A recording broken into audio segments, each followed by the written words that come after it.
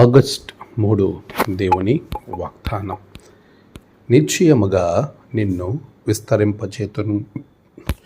హెబ్రీయులకు రాసిన పత్రిక 6వ అధ్యాయం 14వ వచనం.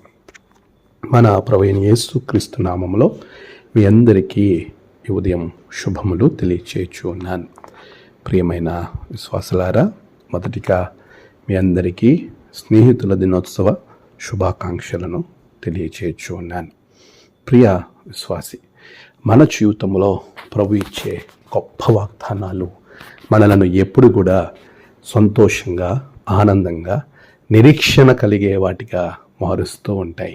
నిజమే, దేవుడు మానవాళిని సృష్టించిన నాటి నుండి నేటి వరకు అనాదిలోనే ఆయన ఉద్దేశాన్ని అప్పట్లో చాలా స్పష్టంగా తెలియజేశాడు. మీరు విస్తరించండి, అభివృద్ధి పొందండి. నిజమే, మనం ఉన్న చోటనే ఉండడం దేవుని యొక్క చిత్తం కాదు. మనకున్న సరిహద్దులను విశాలపరిచేటువంటి మనము అత్యున్నతమైన ఆశీర్వాదము పొందాలని ప్రభు యొక్క ఆలోచన, తలంపు.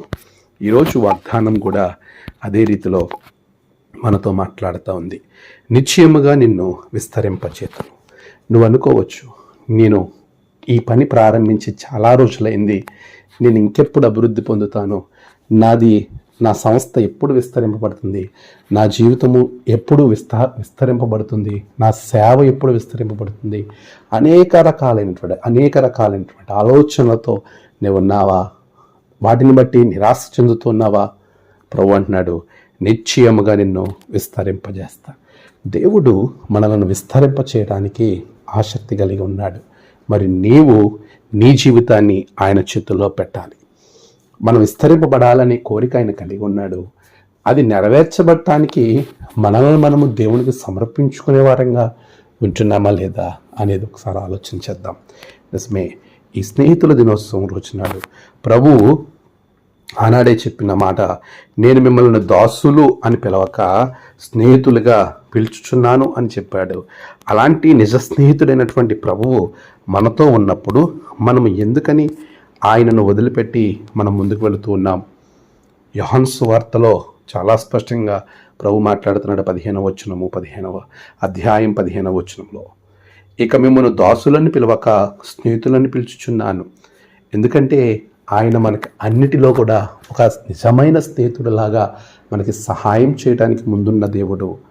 మనం అభివృద్ధి పొందాలని ఆశపడేటువంటి స్నేహితుడు. ఇటువంటి గొప్ప స్నేహితుడిని మనం కలిగి ఉండగా ఆ స్నేహితునితో నీ స్నేహం ఎలా ఉంది? ఒక్కసారి మనల్ని మనము తొంగి చూసుకుందాం, ఆలోచించుకుందాం. క్రీస్తుతో మన స్నేహం ఎలా ఉంది? ప్రియ విశ్వాసి, దేవునితో మంచి స్నేహం కలిగి ప్రభుతో నీ ప్రయాణం కొనసాగించినప్పుడు ఆయన నీ ఆలోచనలను, నీ పనులను, సమస్తాన్ని విస్తరింపజేసి నిన్ను ఆశీర్వదిస్తాడు. అట్టి కృప ప్రభు మీకు అనుగ్రహించును గాక. ఆమేన్. ప్రార్థన. సర్వోన్నతుడా, గొప్ప దేవ, నీ బిడ్డల జీవితంలో గొప్ప కార్యాలను మీరు జరిగించండి. దేవా, నీవు నిజమైన స్నేహితునిగా వారి ప్రతి ఆలోచనను, వారి పనిని విస్తరింపచేయండి. కుటుంబాలను దీవించండి. నేడు ప్రయాణాలు, పనులు, తలపెట్టిన కార్యాలలో గొప్ప జయము బిడ్డలకు దయచేయండి. నేడు జరుగుతున్న ఆరాధనలన్నింటిలో మీరు తోడుగొనండి. నేడు జన్మదినము, వాహదినము జరుపుకుంటున్న బిడ్డలను బహుగా దీవించండి. తమ ప్రియులను కోల్పోయిన వారి కుటుంబాలకి నెమ్మది, ఆదరణ అనుగ్రహించమని ప్రార్థన చేస్తున్నాను. దినదీవులతో నింపి మీరే మహిమ పొందండి. యేసు నామమున ప్రార్థించి వేడుకొంచున్నాం తండ్రి. ఆమేన్. తండ్రి, కుమార, పరిశుద్ధాత్మ త్రియేక దేవుని దీవెన మీకు తోడుగా ఉండి నడిపించును గాక. ఆమేన్.